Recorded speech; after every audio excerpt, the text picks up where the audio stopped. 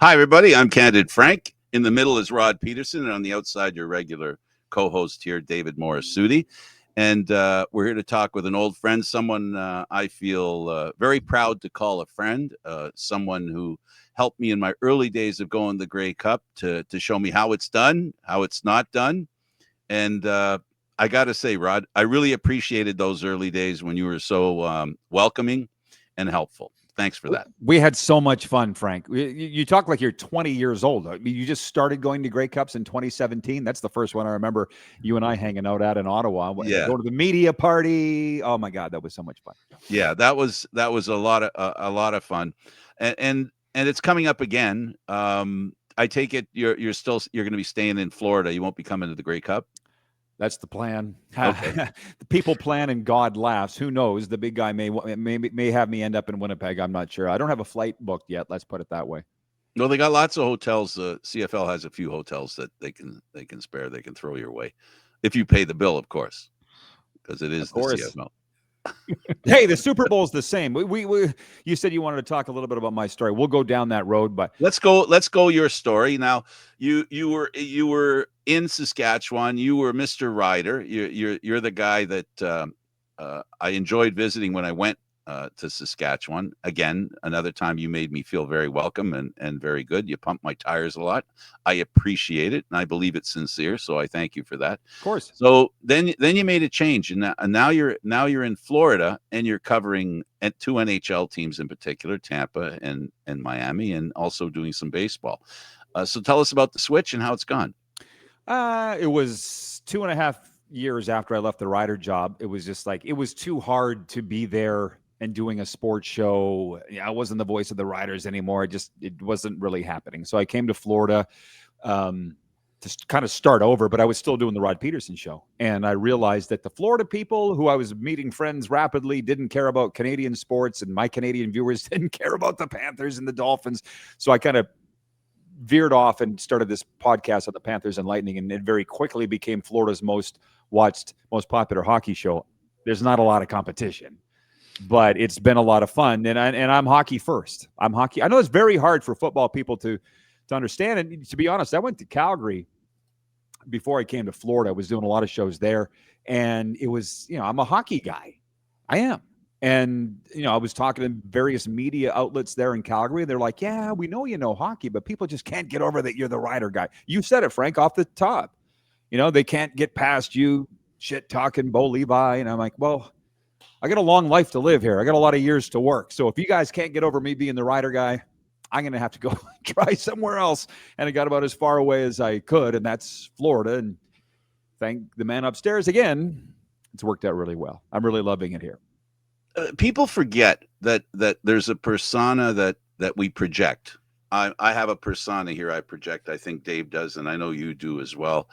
And people take that as if that's all there is to us. So there's a part of you that loved hockey that didn't get a chance to be explored or understood from fans. So that's part of the reason. And then the other thing is, the Calgary thing, because of the Saskatchewan thing. There's a part being played there. I'm not saying we're insincere. I'm saying, when you're on here, you have a part to play and you play it. I was doing my job. I was the Ryder guy, and I grew up in Saskatchewan, and I was a born and bred Ryder fan. That's for sure. But I'm like, I'm not going to, at that time, at age 46, wither up and retire. Like, I want to live in an NHL market. I want to cover the NHL. That's what I've wanted to do my whole life. And I'm blessed for my 20 years that I spent in the CFL doing play-by-play, but I would have died unhappy if I was unable to go to an NHL game every night and be in that, in the press box. That's where I'm happy. Right. So I think that's and the other thing, by the way, I mean, you guys don't give two squirts about the Florida sports scene, but the Panthers are so far down the ladder behind the Heat and the Dolphins and the Hurricanes and Inter Miami, depending on the day, and the Marlins, that when you got a guy come in here like me that loves hockey so much, and that's all that I do, there's a lot of hockey fans here. All like thousands. You see the games, man. They sell out every game. Yeah. They took to me real quick because the rest of the media, the second Tyreek Hill farts, they drop everything at the rink and race over to the Dolphin Stadium because it would be similar to the Leafs and the Argos. You get it. It just Every city is a different, David does such a great job. I follow David, what you do. And obviously, Frank's a huge CFL fan, but I just feel like it's hard to get traction there. You have your hardcore small base. It's not dissimilar to Florida, but there are enough hockey fans that you can move the needle with coverage. Well, that's the irony. That's the irony of your situation. I mean, I understand that better now, having listened to you. The irony is you're supporting or broadcasting about a team that isn't mainstream. Just like the riders in Saskatchewan are mainstream, but within the world of sports in Canada, they're not mainstream. So it's ironic that now you're in Florida. Basically, you're dealing with the same kind of challenges on behalf of the Florida hockey team that you had with Saskatchewan, nationally speaking, not locally. Yes and no. The difference is in Saskatchewan, you've been there enough, you've been around me. And this is not a criticism, but I can't walk 2 feet in Regina and Saskatchewan, as a matter of fact, the whole province, and not be stopped and asked about the Riders. And Absolutely. When I was the voice of the Riders, I did it because that was my job. But after I got fired as voice of the Riders, I'm like, I'm not answering these questions. It's not my job. And can you just leave me alone? And for 24/7, 365, they couldn't do it. They couldn't. And that it is what it is. So here, if somebody stops me to talk about the Panthers, I treasure it because it's rare. Like once a week, they might ask, "Oh, you're the guy that does the Panthers show." Because trust me, that does happen. Or for that matter, the Lightning. Like again, it would be very hard for hockey. You guys follow the NHL too. I got Lightning fans that were on my back all last year going, "You don't talk about the Lightning enough. Can you get more Lightning talk on your show and get Lightning guests?" I'm like, yeah. And to be honest, they were quite respectful about it. Mm-hmm. But can you imagine an NHL team that doesn't get enough coverage? Could you imagine? That blew my mind when I first came here 5 years ago, that would even be a thing. Oh, yeah. You know? Rod, that was me. If I see somebody out and about with any Argos gear, I'm like, there's actually more of you out there. Like it's crazy, but it's just the landscape, right? And I was in Florida. When would this have been? 2022, and it's funny because you would think that it gets quite a bit of coverage because of how they've really built up the communities around these arenas, but then you go and you check the sports stations there, and it's like, no, and the Panthers, all NHL staff are pretty young people, right? And the communications and PR and all that. So they thought, they were used to being behind high school sports and the Palm Beach Post and the Sentinel or whatever. But they're like, well, when we win, we'll be front page.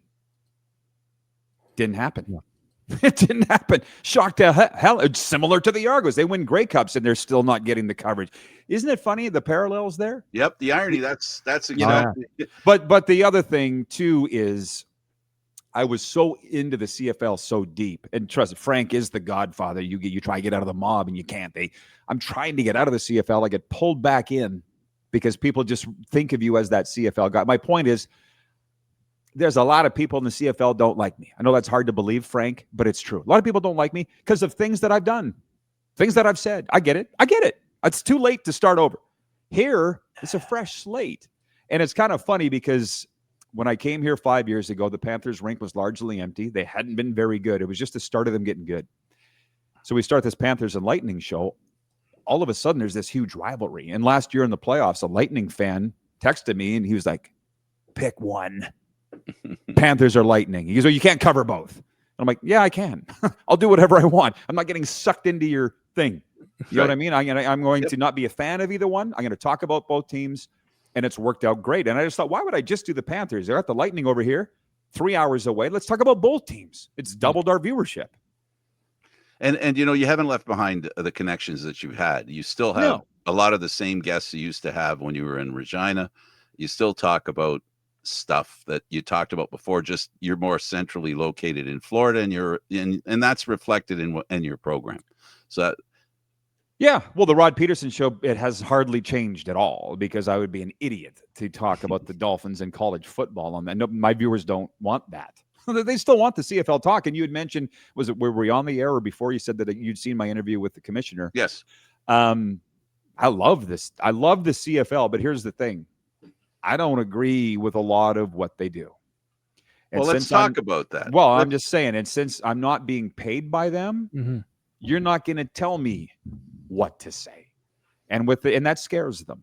I understand that. I totally understand that. But so when the rule changes thing came down, and I was tipped off the night before, because it came from a football guy who he DM'd or he private messaged me on Facebook. I'm like, I could screenshot this and out you, but the guy trusted me. He's like, I know I can trust you.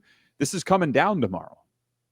That Americanization term. I reported that. People lost their minds, but I was right. And then when we get to the expansion topic and go into the States with CFL teams, which I think is coming, I got another call from somebody that trusted me. People like the fact that I'm not on the puppet strings. And there are those that are, and we know who they are. And I don't want to do that. Now, I will just lastly say this. I'll land the plane. Gary Bettman has a script. There's a script. And every league has a script. I don't mind following Gary Bettman's script that the best rivalry in sports is the Lightning and the Panthers, or, that hockey in southern states is exploding. That's what Gary once said. I'll say that. No problem. And the NFL has a script too. Talk about this. Don't talk about this. Okay. That's why it's been a nice fresh start for me. But for the CFL, the roots are too deep. I can't do that. All right. Well, let's talk about the rules. I personally think, I'm going to push back a little bit that the Americanization of the game, on its face, I'm not going to argue that point with you. On its face, in other words, when the commissioner said we're changing the palette, right? They're changing what the CFL game looks like when you look at it on the screen, but essentially the game's still going to remain the same. But I agree with you, and that's something that I know a lot of CFL fans are scared of, and that is expansion. They have memories of expansion, and I've talked about this, and we've talked about this on the show. In my opinion, and just last week, in fact, in my opinion, we don't need to protect Canadian football players anymore. Those days aren't necessary. More than they were back then. Back then, there was more need to protect the Canadian Football League players. Now, with the advent of the talented athletes that Canada produces, one after the other, after the other, after the other, after the other, expansion's not a scary thing for me into the United States. And I'll put it this way, and this is where I'm going to say stuff. This is where I'm going to say something that I know the CFL won't like hearing. But the fact remains, when Toronto is playing football and they're playing a game against Regina, it's not the same as Toronto against New York.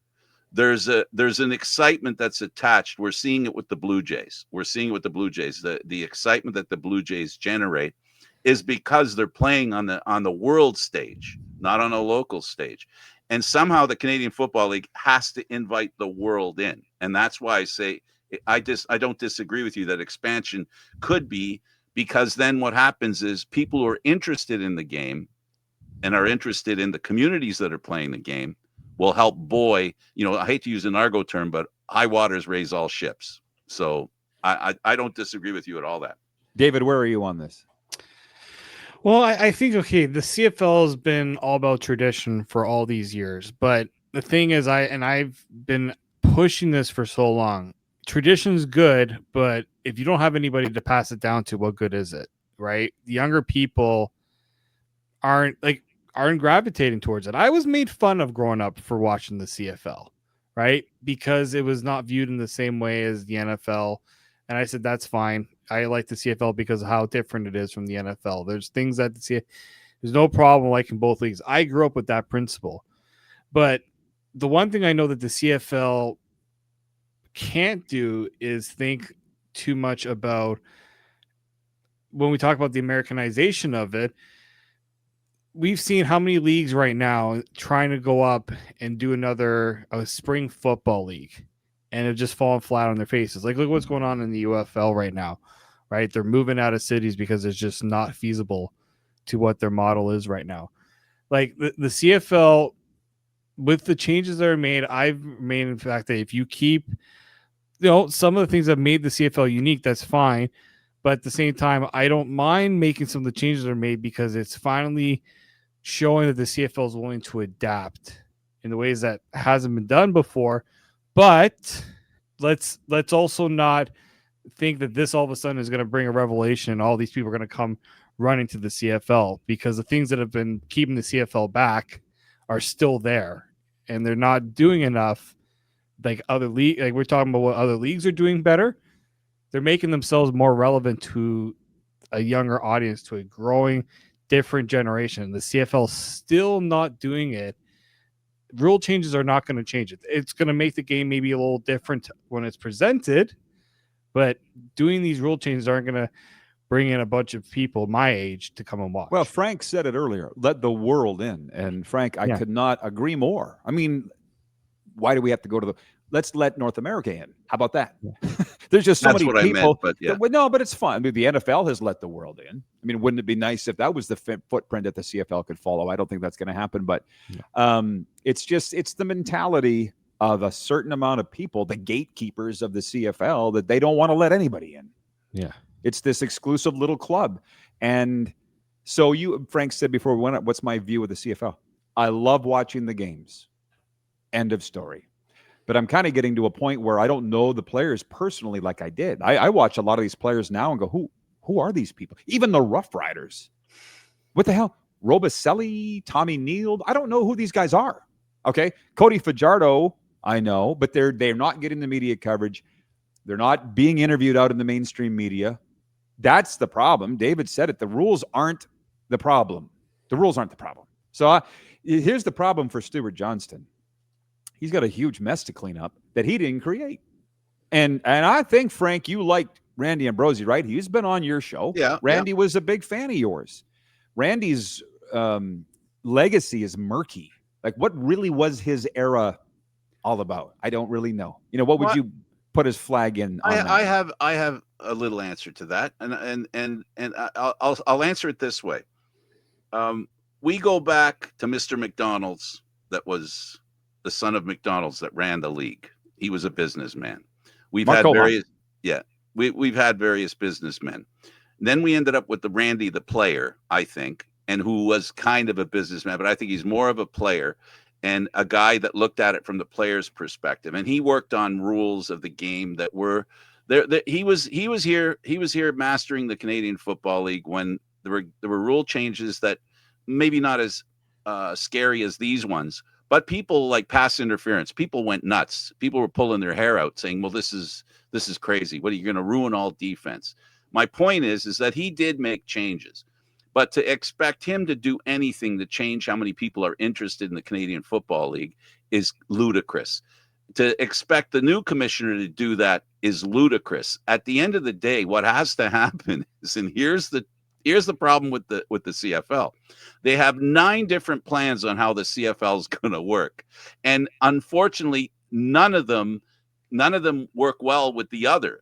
It's oil and water, because everybody has a different plan on what they think makes the CFL successful. Of course. If you're Regina, if you're the Saskatchewan Rough Riders or the Winnipeg Blue Bombers, how much change do you really want? How much do you want to risk what you have for something else that you're not sure you're going to get?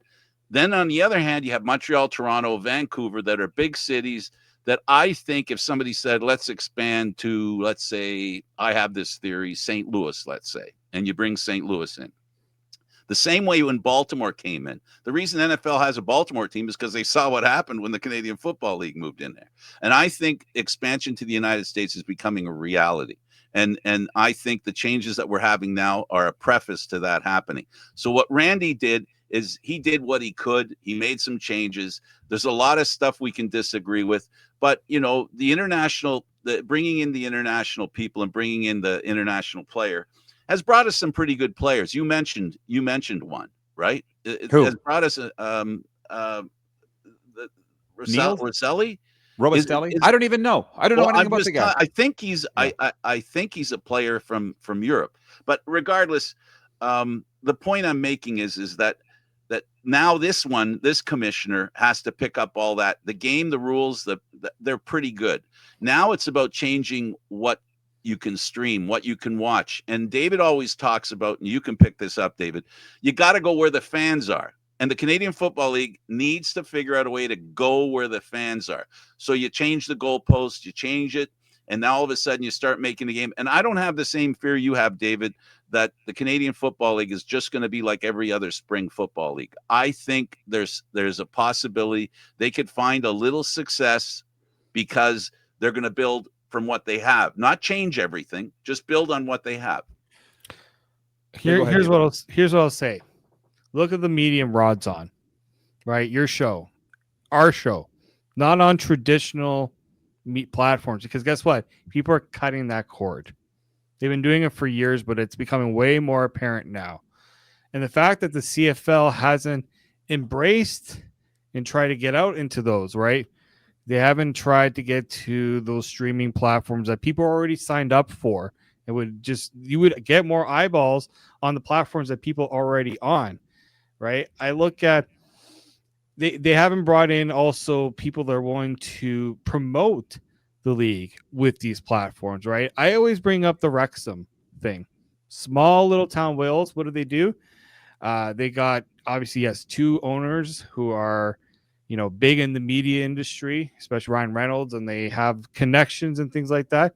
Why isn't the CFL trying to get those connections and getting the league onto these platforms? I would love it if the CFL did sort of like an HBO's look at the league, right? Because you finally get to see the stories of the teams, learn a little bit more about what's going on, what makes the league good on the field, rather than talking just always about, as we say, the traditions. We are, Rod, I think you're totally right. People are so out of touch with their teams that the CFL, it's just trying to spin its wheels, going with these old mediums, where there's new mediums and other leagues. How many different NHL shows are on streaming platforms now? Yourself and so many others I'm seeing getting away from these traditional media outlets and going to these other places. Yeah, well, and you're not wrong. We did a live show yesterday with Dave Randorf, and he's the voice of the Lightning now. Yeah. And it was the highest viewership we've ever had. I was like, oh my God, in the middle of an afternoon on a Wednesday, this many people are tuning in. I couldn't believe it, in Florida. But this is the path. I'm going to cut right to the chase. Well, this is what I believe. You're getting, here's a Rod bomb for you. Under Randy Ambrosie, the league did not make money probably at all. I get flatlined, and Larry Tannenbaum and MLSE were like, we got to get somebody into that chair that can do it. And that's where Stuart Johnston came along, and they believe that Stuart Johnston will be the guy to spearhead this. And the best way and the fastest way to make money is through expansion. The NHL is coming off their record revenue year. And I asked, where did all the money come from in the NHL? They said expansion fees. Mm-hmm. Vegas is still floating boats. Seattle's still floating boats. They're talking about 3 more teams now in the NHL, maybe 4. So Stuart Johnston, why did the 90s American expansion fail? Because I loved it. I wasn't voice of the Riders yet. I loved going to games in Saskatchewan at Taylor Field and watching David Archer and the Sacramento Gold Miners and those, because it was new. I was sick of seeing the same bloody teams every week. But that's me. Not everybody sees it that way. But why did it fail? They rushed it. The stadiums didn't fit CFL fields, and the ratio was a huge problem. So if you shrink the field, get rid of the ratio, which I think is coming, you can go into American stadiums, expand, get a hell of a lot of expansion money. Larry Tannenbaum's happy. MLSE's happy. If it fails, MLSE walks away. That's what I've been told. And that's not for you Argo guys. That's not saying the Argos are going to move. It's MLSE will walk away and the Argos will be put up for sale. They'll be like, we're out. If we can't make money, we're out.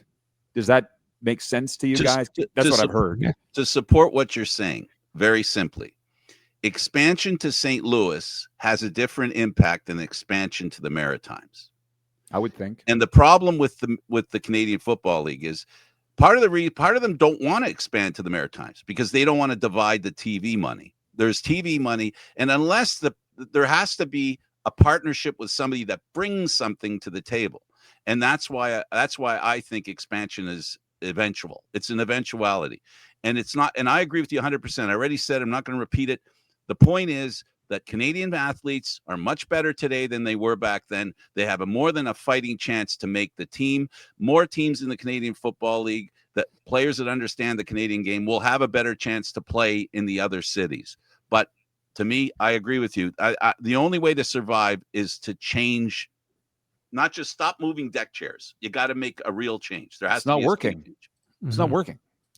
I've said it when only, and I get it. I work for the competitive company, but when one network owns the rights to your league and pretty much dictate the coverage and stories of your league, and your league is losing coverage because newspapers are not sending reporters or to games and practices on the regular, don't be surprised when people don't really know about your league. That was a bad move. That was a bad move. 2008 when they jumped in bed with TSN solely because I think we're all for sure, Frank and I are old enough. I don't know, David, if you are or not. You look a lot younger than us. But in the 2000s, the stadiums were bursting, overflowing with fans. The ratings were at NHL level, killing NFL in Canada in the 2000s. And the games were on TSN, CBC, and Sportsnet. Jamie Campbell called the games on CFL, on Sportsnet. Grant Carter was his color guy. It was amazing. They were on all the networks. I was covering the CFL for Sportsnet back then. Nobody would believe it. I could send you the screenshots. And the score, we actually covered the CFL too. Now, none of them even know what the CFL is. So it was an easy way to get a big check from the CFL, from TSN back then. I still think it's a fatal decision, but I've shut up about that too because so many people have said, Rod, there wouldn't be a CFL if it wasn't for the TSN deal. Okay, fine. Okay. Well, I'm done arguing about this. But Rod, blackouts hurt them. The blackout, when they decided to black out games, that was a terrible mistake because when you couldn't watch, I'm probably a little older than you. So when the blackouts happened, what happened was the Canadian Football League games weren't on TV. So fans said, well, oh, look, there's this thing called the NFL. They started watching the NFL, and the Argos. That's for me, from an Argo perspective, from a Toronto perspective, that's what hurt the Canadian Football League to me, is people didn't get the games on television because of blackouts if they didn't sell out. And what happens if they don't sell out? Well, they don't broadcast the game. So let me see how this works. You don't have enough people coming to the game, so now you're going to take it off television. So that was 90s? When was that? I think so. I think it was the 90s.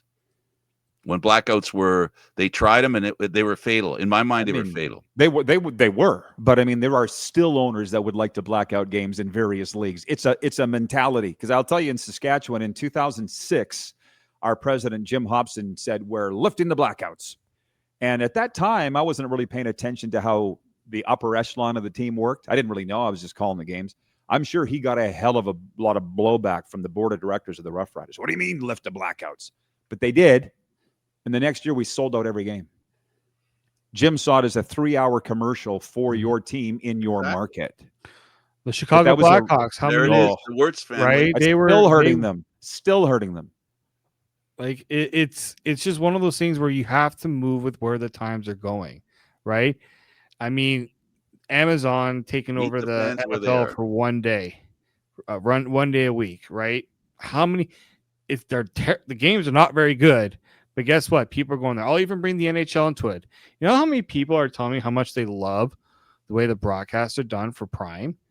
Because they are able to watch it, because majority of people in this country and probably in the States who have Amazon Prime, so they can, although I think it's different in the States. I don't think the Prime games are coming on Prime in the States. I think they're still on the local networks there. But up here in Canada, they love the delivery of it because it's a new platform. It's different than what they've been getting for all these years.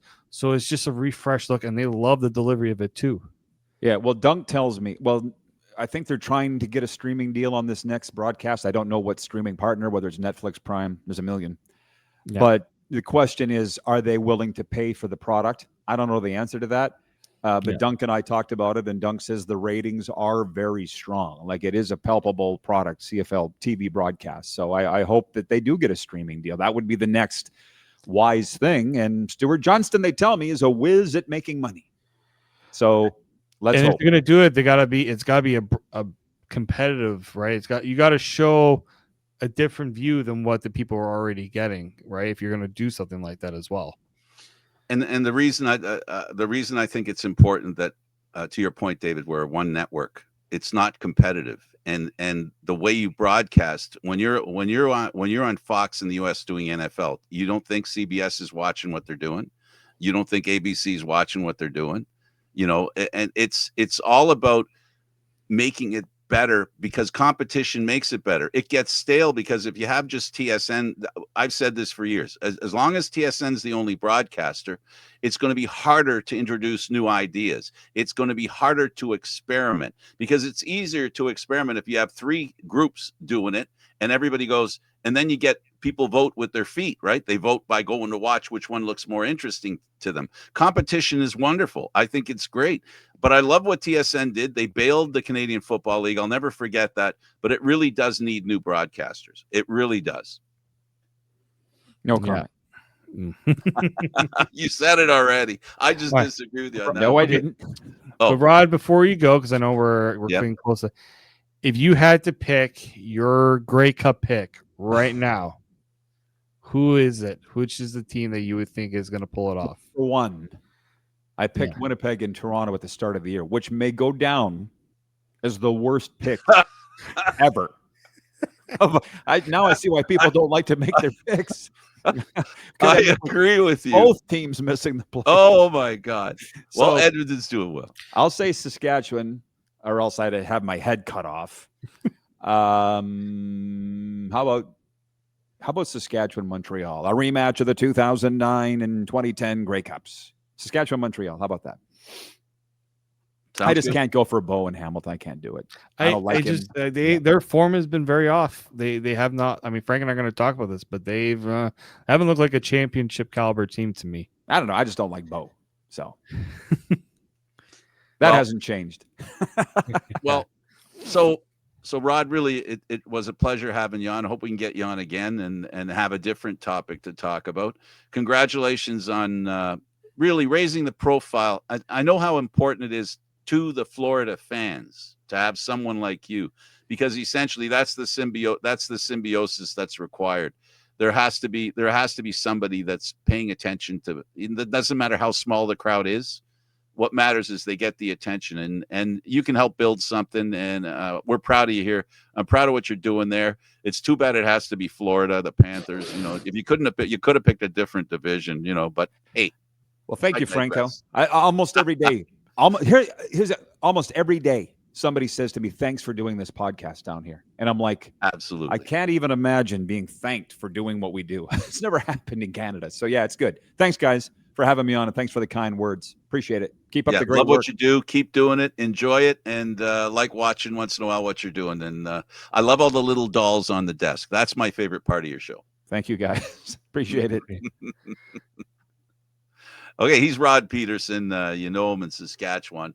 Obviously, there's lots of opportunities to do anything that requires taking a chance. He's outspoken, and yes, he's said some things that have bothered people and created, I think, more than anything, the fear that the Canadian Football League has. To summarize Rod Pederson, he's not afraid to say anything. He shows no fear or no favor to do that. Right. So and it doesn't mean that I agree with everything he says, but I do agree with his right to talk about it. And it doesn't, as long as it isn't personal and it isn't not factual, opinions are welcome right here in this space here. Opinions are welcome. Yeah. But the thing is, Frank, if you're looking to increase your profile as a league, but then you're trying to silence those who are showing areas in which your league isn't coming up short, it's not a good look. You should be open to different ideas. This is why the whole thing about, and I'm still seeing people sending me messages about the rules, and people send me screenshots of them canceling their season tickets. I'm like, if that is what kept you going around was because of the yard line and all these things, then what do you want the CFL to do to get better? And I constantly get the market. They need to market it better. Look at what you're marketing it against. You're marketing it against the NHL, which has made major rule changes over the years with 3-on-3 overtime and adding advertisements to the sweaters and to the helmets to make money, and done expansion, right? MLB implement the pitch clock, and MLB was, the pitchers hated it, but guess what? I don't hear as many Robot pitchers, umpires are coming. but like I don't hear people complaining about the pitch count anymore. Do you? Well, let me frame that differently. When they make changes, people complain about the changes. There's still the complaints about the changes, but nobody threatens to stop buying their season tickets or stop watching. Yeah. That's the difference.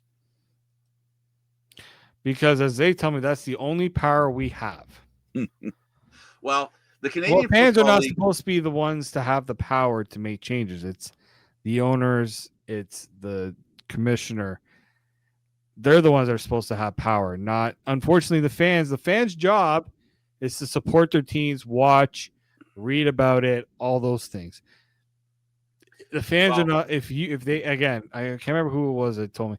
If they ask the fans for every single decision that's been made over the last, God knows how many years, nothing would be done in the CFL. and the other thing, David, is with all the rule changes that have happened over the past while, all the people who claim they were going to not renew their season tickets because they didn't like the rule changes, a vast majority of them have not left. The reason that the league is not as popular as it can be is because they're repeating they're repeating the same thing over and over again, and that's the definition of insanity. And can the Canadian Football League survive expansion? I just think that within the context of the Canadian Football League, what we're talking about here are Canadian Football League fans. I didn't get a chance to say this to Rod and see his reaction. What makes the Canadian Football League Canadian to me is the fact that you and I can go to Toronto, my hometown, where you live, and go watch a professional football game. The same thing's true for all nine cities in Canada, an opportunity to watch football. Having it end up in St. Louis doesn't change whether you can watch it in Toronto. And Rod kind of said it there when he said he loved watching San Francisco, the gold miners play in Regina. He thought that was awesome because it was different. Well, different is what is a point of a contention as far as attracting people. Sometimes people need change. There has to be a change to keep things going, to keep it fresh. Stale is stale. You can't sell stale. You can try. An absence of rule changes, an absence of players. Like you don't keep trucking out the same players every year. You get change, and that change, those fans that follow those players enjoy watching the new stars. We watch every week. We see a player. We ask ourselves, oh wow, where'd he come from? Man, he's really good, right? So everywhere, change is not a bad thing. It's framed. It's an evil thing somehow in the Canadian Football League. That change is a terrible thing. I just find that and you're right. What makes the CFL so important in this country is you can go. I mean, it's still a pain in the ass to get to games because Toronto is such a disaster to drive and take transit in. But I can go and watch a CFL game in my own backyard. I don't have to cross the border, drive 2.5 hours to go watch a football game in Buffalo because I don't have a game here to watch. Same goes for Montreal. Same goes for all these other cities. Every city in this country would have to, in order for you to go and watch a game in another place, you have to take a plane or go on a long road trip. Not feasible. It's not feasible on a Thursday night or on a Friday night. It's feasible maybe on a Sunday because you make a day out of it, but it is not feasible to do every week. This is why the CFL is so important to this country, because it's the country's football game. It's the one that the local people can go and watch. So that's why it's so important for the CFL to find ways to keep this going. And if I'm somebody with local ties to the city, that's got to be the important thing. How do we keep this going? Because we want this to stick around. Now, it's all about how you frame it. It's all about how you frame it. If you ask fans in Regina and you say, hey, look, we're thinking of expansion. And if that expansion leads to more people going to Argo games, do you think that's a good thing? Is it worth it? Yeah. I mean, they're like, okay, how am I going to go and watch that game now? Are you going to pay for my flight? Are you going to pay for my bus, my hotel? Like, that's why they're upset about that decision, because at least then they'll say, I'd rather go and take the drive to Guelph. I'd rather go take the drive to another U Sports venue. But we know that was just, it was an organizational decision. It was easier to do it that way versus the way that BC. The bad part for the Argos on this one was that they made their choice first. Then BC says, we're going to go to Kelowna. We're going to go to, I can't remember where they said the other game was going to be. We're staying within the province. We're just going to go elsewhere. We're going to ask Glenn Suter about this probably next week when he's on. Like, he kind of said it during the broadcast. He cannot wait to go and watch his watch he's going to volunteer to go do the game in Kelowna. Right? I just think there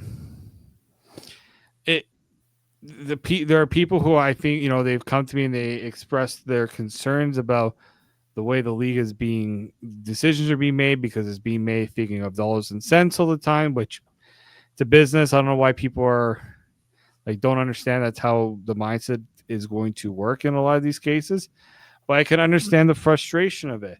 But then don't be upset when something is changed in a hopes that it's going to have a tangible difference and, market this game differently than it has been for the last God knows how many years. Well, we can't let our fears get in the way of making the game more attractive to more people in Canada. At the end of the day, like I said, you have 9 different owners with 9 different game plans for how the league should be run. But I would think that if push came to shove and even take it not just from the fans, go to the ownership of Winnipeg, Saskatchewan, Calgary, Edmonton, and say to them, if expansion improves the attendance in Toronto and doesn't hurt your attendance, at the very least, does not hurt your attendance, why wouldn't you do it? And it's a different time. I agree with Rod, and I said part of it too before he even said it, but I do believe it's a different time where expansion today, I don't think we have as much fear about Canadian athletes as we did at one time. I don't think we fear that anymore. I think we know Canadian athletes can compete with the best in the world. We see it every week. We see it every day on sports. We see all these great tennis players. We see great golf players. We see great tennis players. I said that. We see football players that are great baseball players. And these are all high-end players. And if the Canadian Football League, and this is the thing that I was told a long time ago that scares me, how many kids grow up wanting to be playing in the Canadian Football League? And someone said to me, they don't want to grow up to be Canadian Football League players. They want to play in the NFL. That's the football fans, the football kids who play football want to be NFL players. So at the end of the day, what are we talking about here? We're talking about improving the level of interest in the games that are being played in Canada. The rules and all that stuff, it's all window dressing. It's all stuff we argue about because we're afraid it's going to change.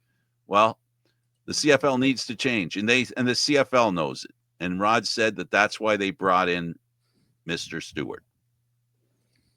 Yeah, the CFL, when you look at somebody was bringing up when the announcement was made to do the Bills partnership with MLSE, and they obviously brought in the Argos with it. No one from the CFL was there. I don't understand why wasn't that really why wasn't anyone from the CFL there? You should be there, but not the CFL. I have no problem if the CFL partners and tries to do things with the NFL. It's only logical. It's not like the NFL is going to come in and take over CFL teams. To me, just show you're in line with what's best, and that's the future of football in this country. David, it's the reality. It's the reality. MLSE is a business. They're not going to turn their back on a business opportunity. No, exactly. They see a business opportunity with the Buffalo Bills to get involved and be a part of an opportunity to make money in the Canadian, even in Canada. there's an opportunity there for them. Why don't they want to be at the cash register too, seeing what they could make out of this partnership? It's about money, and I don't look at making money as evil.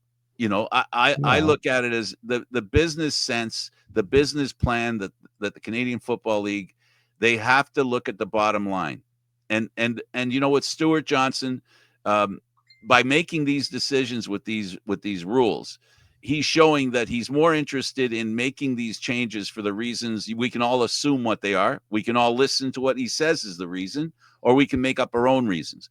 But at the end of the day, change is necessary. And if you don't make changes, how do you know which change is better? It's not like you can't say, you know what, we thought the 35-second clock was going to work, but we're going to take a few things we had before, and there's still the rules committee still going to deal with this stuff. It's all about making the game better, make it look better, and make it be better. And if you're afraid of the changes because you feel it's not more of the same, that's foolish. Because the same ain't working, baby. It just ain't working. We've been talking about this for so long, right? We come on here and we say we would love it if the CFL. We would love it if people say, "Oh, there's an Argo game today." I would love for people to say, "Oh, are you going to go cover the Argo game today?" There's so many people that say, "Are you covering the Jays for the playoffs?" No, I mean I'm part of the reason why my coverage of the CFL has kind of changed is because the Argos are out of it, so the focus is now on the other teams that are in it, right? Like if the Argos were in it and the Argos were in a playoff position, I'd be covering them more. Unfortunately, they've screwed the pooch. They go and they win a Grey Cup and then they lose momentum because they're out, right? So and you're seeing it with the coverage isn't there all year for the Argos. Like Rod hit that. Like I like the parallels are so right between Toronto and Florida. You would think Miami, Tampa. they're the dynamics of those cities can't, like Toronto, it's a hockey town, right? It's a hockey town right now. It's a baseball town, right? But it's also because everybody is covering. You can't escape the Jays coverage. You can escape the CFL coverage because it isn't there. But you can't escape the Jays coverage. Well, it goes to what I said, and it's where I get it from, and that is it's the Toronto Blue Jays against the New York Yankees, against the Seattle Mariners, not as cachet laden. But if the Jays can win the next game and then somehow work a little bit of a miracle and end up in the World Series, and Toronto and LA, I mean, that's what we're talking about here, David. It's cachet. It's the Canadian Football League needs to shine up their jewel. The game is a freaking jewel. The fans they have a good base of fans that I don't think will abandon them with the expansion. I don't think we'll abandon them at the end of it all. Abandon them because of a 35-second clock. That'll abandon them because of the goalposts being moved back. Because they're always going to be interested in seeing whether they like it or not. They can say how much they hate it, but they'll watch to see because curiosity will force them to look at the game the way it's being played now. That curiosity, we're humans. We're curious. Even if we say, I hate what the Canadian Football League is doing, but we'll go with one eye, we'll be going, how does it look?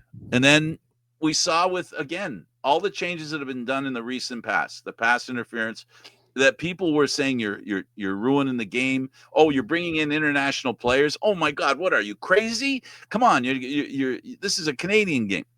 Those changes haven't hurt; they've only helped. Yep.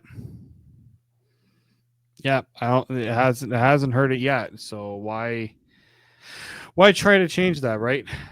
Well, change is good if you make the right change, and being afraid to make change because you think it's a mistake just means you're not going to make change, and so you're staying the same. That isn't good.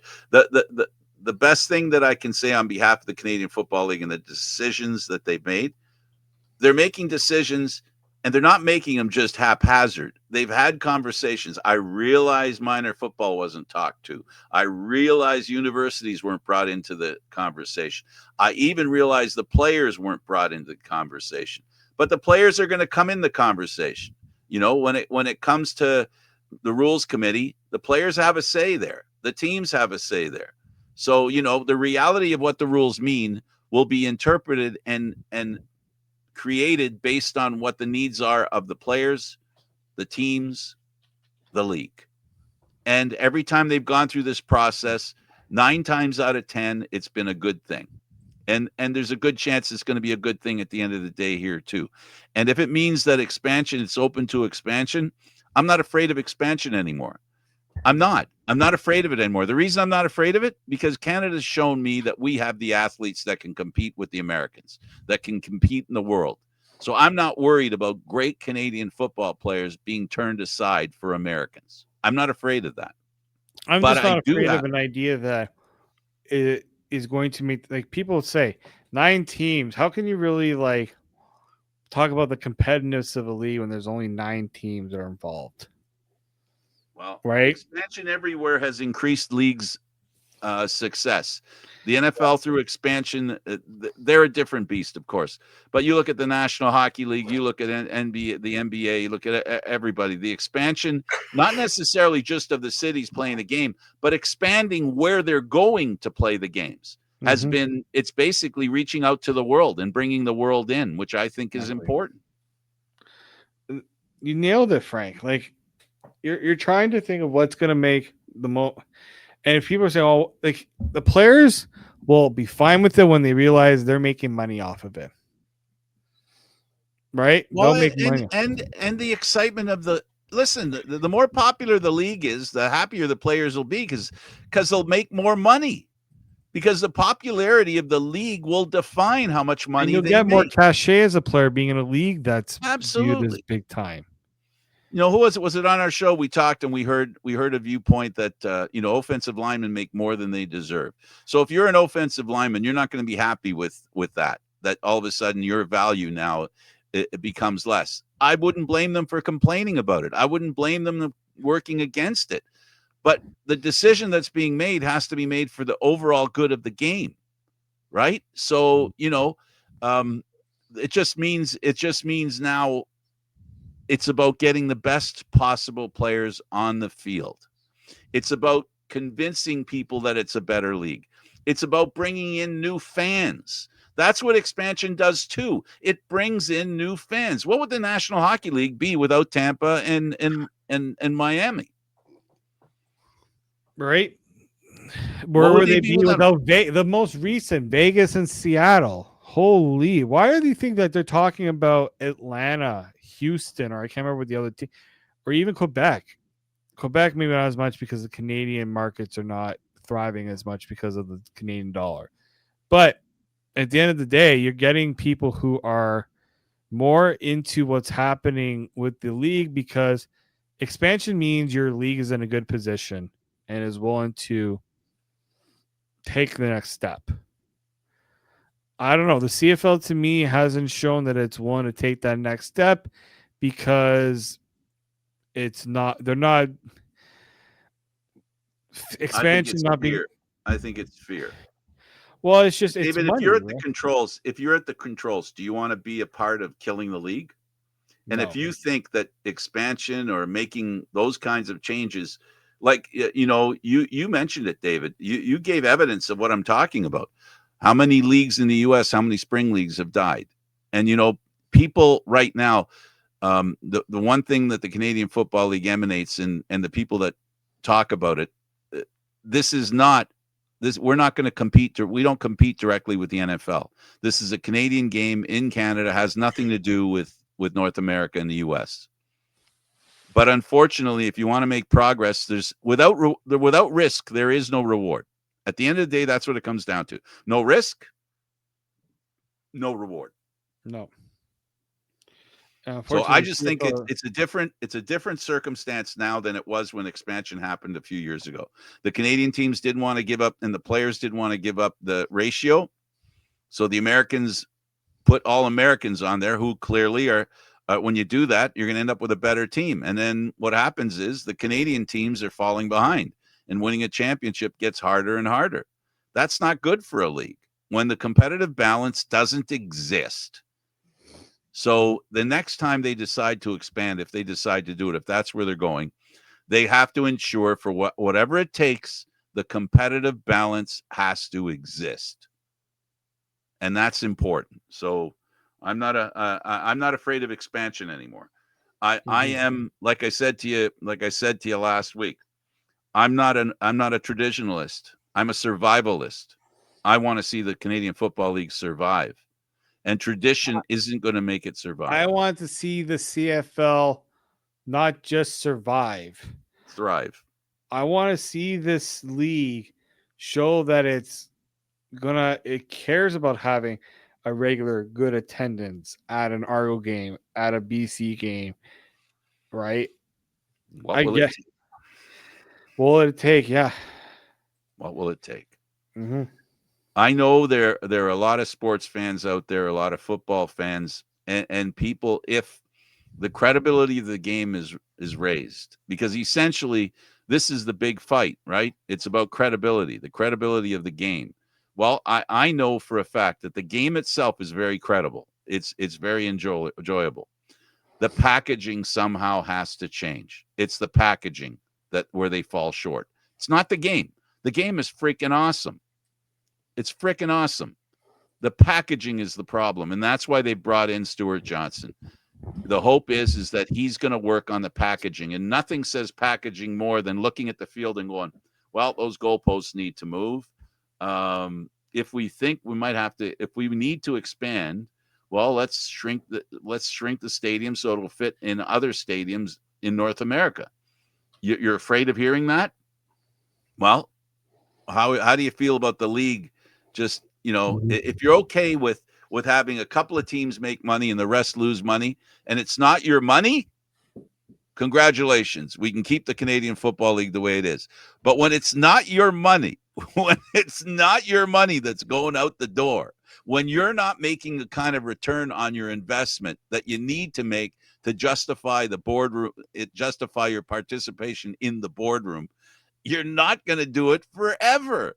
The only reason MLSE is still in is because they're saying to themselves, look, we'll keep giving it a chance. We've got, on one hand, we don't want to look like the people that canceled the Canadian Football League. So we're going to do our best to hang in there. But on the other hand, they're saying, well, what will it take we need to come up with a plan. We need to make some changes. So you can't begrudge people who invest in something wanting to make a profit. You really think that's evil? I don't. Mm-hmm. Not at all. Do we want to quickly go over the games? Because we're good. Go. Well, man, Winnipeg.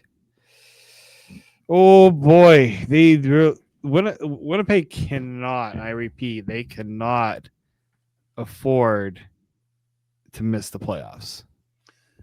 There's a good chance they will. I told you last week. I know it seemed like a pipe dream when I said Edmonton. I wouldn't bet against Edmonton. Last week, not betting against Edmonton didn't look like that bad a thought. No. Like, Edmonton's going to face a tough against BC, but I mean, BC's locked up their playoffs. They're locked up the playoffs, but now seeding is still important for them, same as Calgary. But it's going to be, this week is going to be very interesting because Winnipeg plays Saskatchewan, who are not playing their starters. So, and Winnipeg's without Nick Dembski, so that they're banged up too. And man, Frank, like I agree. I've been pumping this notion that I'm still not convinced about Hamilton this year. And I think last week's game helped in that notion, in my opinion. Like, Calgary has been sputtering and they haven't looked very good. And guess what? They looked freaking good against Hamilton. Hamilton, they're not playing winning football, in my opinion. They haven't really done much other than beat Toronto post Labor Day. Nothing to me there that leads me to think they need to come off strong. heading into the playoffs because I just closed the page too. Damn it. I'm looking at the standings, and Hamilton is fortunate that yes, they locked up the playoff berth, but they still haven't locked up home field. And if I'm Montreal, I want home field. So you can definitely beat Ottawa if you're Montreal. And Hamilton's got to play Ottawa next week. Asking a lot, I get it, for Ottawa to win these games, but if I'm Montreal, I'm putting pressure on Hamilton because Hamilton's off this week. If Montreal wins, Hamilton faces a must-win for the division, for the division, and that changes the game plan a little bit, in my opinion. Now that Hamilton has, they can't say, we got home field locked up. Montreal, if they win, that's going to make a very, very interesting scenario heading into the final week of the season. On that side, and of course, Saskatchewan and Winnipeg are always contentious games. That there's a lot of dislike between those two teams. So even though Saskatchewan's going to sit some of its regulars, it's still, I just don't know what to expect from Winnipeg. Yeah, I don't know what to expect from them. They look good some weeks, and other weeks they don't. And Toronto's in Calgary, and Calgary dominated them in Toronto, and it won't be that hard for them to dominate them in Calgary. And Toronto is basically a team that has proven this year their inconsistency can really create a really bad problem for them in their success. Mm-hmm. No, for sure.